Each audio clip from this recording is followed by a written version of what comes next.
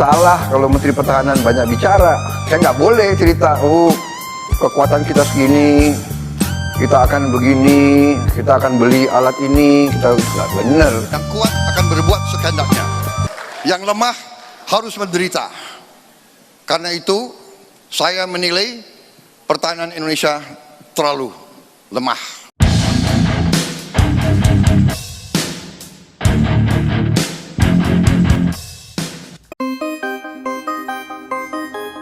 Selamat datang kembali di channel Fakta Militer.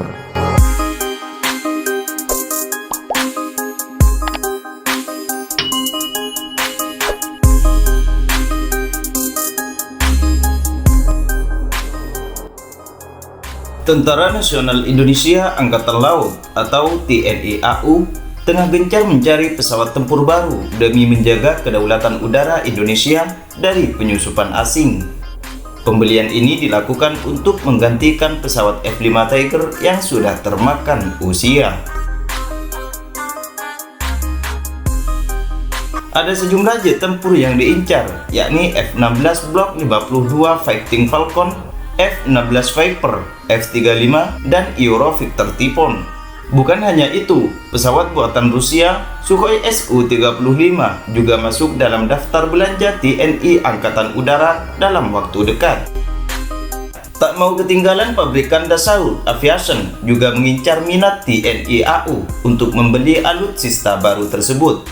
Usai mengikuti pameran kedirgantaraan 2 tahunan Langkawi International Maritime and Aerospace atau 5 pada tahun 2015, mereka langsung mendatangi Indonesia dan menggelar uji terbang di Lanut Halim Perdana Kusuma, Jakarta.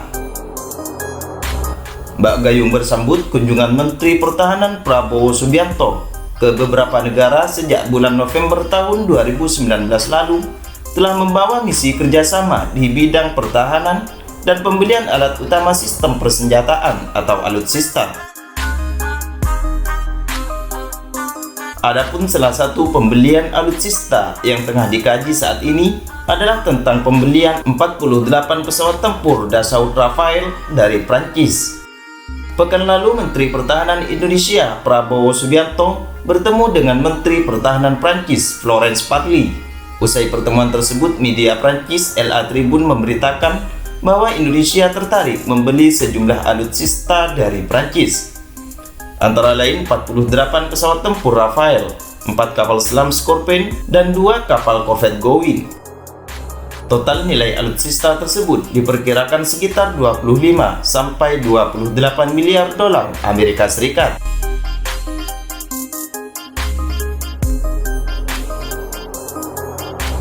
Presiden Indonesia Joko Widodo menyatakan rencana pembelian alutsista dari Prancis maupun negara lainnya akan dibahas dalam rapat terbatas dengan Menhan Prabowo Subianto pada pekan depan. Setelah rapat terbatas tersebut, Presiden Jokowi akan memutuskan jadi tidaknya Indonesia membeli alutsista dari Prancis. Bukan hanya itu, Presiden Jokowi juga bakal menetapkan rencana pembelian alutsista dari Korea Selatan dan negara-negara lain di Eropa Timur. Beberapa sudah dijajaki oleh Pak Menhan, baik yang dengan Perancis, baik yang dengan Korea Selatan, baik yang dengan negara-negara di Eropa Timur, dan segera akan diputuskan, dan minggu depan kita akan rapat terbatas dengan Pak Menhan nanti di Surabaya. Kedutaan Besar Indonesia di Paris menyebut Prancis yang memiliki industri pertahanan yang maju bisa menjadi mitra strategis bagi Indonesia. Karena seperti yang diketahui, Indonesia ingin memodernisasi sistem alutsista dan mempercepat pengembangan industri pertahanan domestik. Indonesia juga ingin menjadi bagian dari rantai produksi industri pertahanan global. Pesawat tempur Dassault Rafale dikatakan lebih mempunyai keunggulan daripada pesawat tempur lainnya. Namun yang pastinya pesawat tempur itu tidak akan unggul dalam semua hal. Yang jelas semua pesawat pasti ada kelebihan dan kekurangannya masing-masing. Namun tidak ada salahnya jika sekarang kita membahas tentang kelebihan dari pesawat tempur Dassault Rafale. Nah, apa saja keunggulan dari pesawat tempur buatan Perancis itu? Dassault Aviation adalah produsen dari pesawat tempur Rafale. Mereka menyebut pesawat ini memiliki berbagai fungsi atau omni-role. Pesawat ini bisa digunakan untuk pertahanan udara, mencegah musuh masuk ke wilayah kita, mengawasi wilayah musuh tanpa terdeteksi, membidik sasaran dari jarak yang dinamis, dan melakukan serangan udara dengan presisi. Pesawat ini juga digunakan sebagai pesawat anti serangan rudal kapal perang. Pesawat Rafale juga memiliki kemampuan body-body refueling. Dalam situasi tempur, pesawat yang kehabisan bahan bakar bisa meminta bantuan dari pesawat lainnya untuk mengisi bahan bakar di udara, sehingga tidak perlu ke kapal induk atau mendarat lebih dulu untuk mengisi bahan bakar. Pesawat ini juga mampu mengoperasikan sistem persenjataan canggih seperti rudal Mika yang bisa membidik target yang berada di luar jangkauan visual. Ada juga rudal jarak jauh bernama Meteor yang dikombinasikan dengan rudal udara bertenaga jet. Lalu ada Hammer yang merupakan roket modular yang bisa membidik target di udara maupun di darat dengan presisi, menggunakan Global Positioning System atau GPS maupun sensor inframerah. Rafale juga dilengkapi dengan bom yang dipandu sinar laser dengan hulu ledak berbobot 250 kg hingga 1 ton.